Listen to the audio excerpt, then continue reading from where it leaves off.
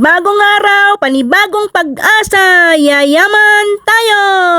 Magtatanghalian na yan mga mare, kaya naman pupunta kami sa Barangay Aurora kasi doon mayroong mga tinda na mga pang-ulam. Habang kami ay nasa biyahe, nagkukwentuhan kami kung ano ang aming bibilhin na pang-ulam. Dahil hindi naman kalakihan ang dala naming pera, hindi siya nakapagtrabaho ng ilang araw kasi nga maulan. Ngayon ay intramural dito sa paaralan na aking pinapasukan, hindi ako nakapunta kasi masama ang aking pakiramdam. Diyan ako pumapasok ng grade 12 at sana naman sa Marso ako ay makagraduate. Salamat! At habang kami nagbabiyahe, sabi ng aking mahal na asawa ay magagasolina muna kami. Dito namin napili na maggasolina sa Porlip Gas Station. Salamat! Yayaman tayo!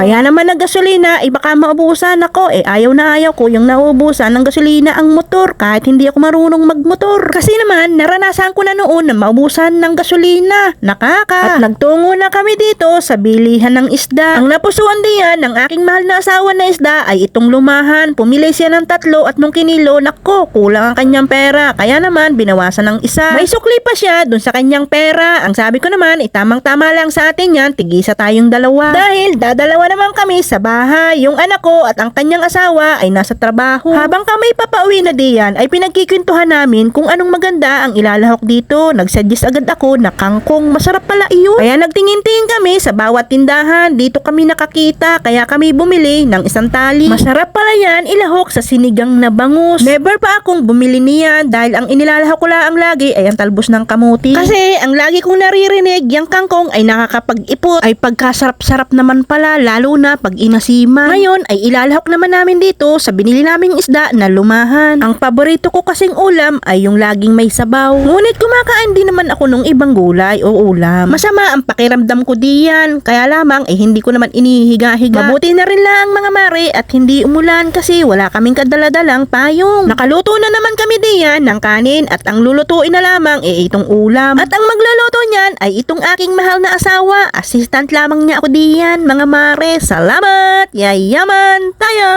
Doon kinainay ko natikman yung sinigang na bangus na may kangkong at ako'y pinagluto nga nila ako doon. Yung ako ang nagluto at hinimay-himay ko nga yung kangkong. Ang pagdadali ko sa paghihimay ay parang talbos ng kamuti. Talbos lang talaga ang aking kinuha. Ay pwede palang isama yung tangkay na malambot pa. Naluto na agad itong aming biniling pang-ulam mga mare. Kain po tayo. Lord, salamat po sa blessing. Kakain muna kami. Bukas po ulit ha. Yayaman tayo!